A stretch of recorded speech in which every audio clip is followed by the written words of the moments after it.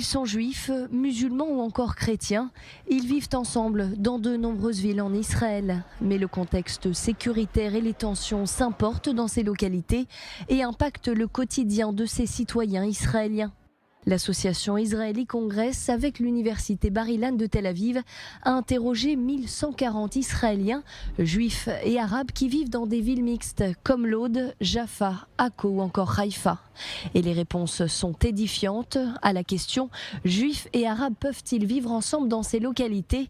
C'est non pour 49% des juifs, non également pour 43% des citoyens arabes. Une enquête qui intervient un an après l'opération Gardien du Mur, où des émeutes et des affrontements ont éclaté justement dans ces villes mixtes. Et ces violences ont eu des conséquences car depuis, 34% des juifs et 55% des arabes ont changé leur mode de vie. Selon le sondage, 20% des juifs israéliens craignent une rencontre aléatoire dans une rue avec un arabe israélien. 22% sont mal à l'aise de recevoir un traitement médical par un infirmier ou encore un médecin arabe israélien. 42% des juifs israéliens n'achèteraient pas de voiture à un citoyen arabe. Autre donnée, 65% des sondés de confession juive refuseraient de vendre un terrain ou un appartement à un arabe israélien.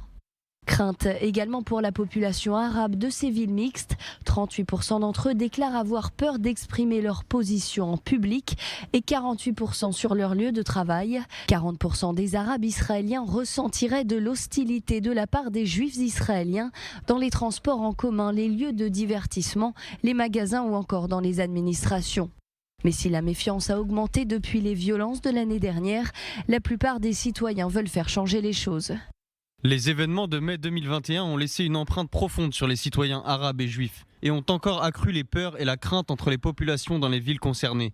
Mais dans le même temps, nous reconnaissons une volonté profonde de réparer les failles de ces événements, d'apprendre à se connaître et d'accroître la confiance entre les deux populations. Et pour réparer ces failles, les sondés pensent que les activités entre juifs et arabes peuvent être bénéfiques. Les rencontres entre les deux populations réduiraient en effet les tensions pour 77% des arabes et 72% des juifs, selon ce même sondage.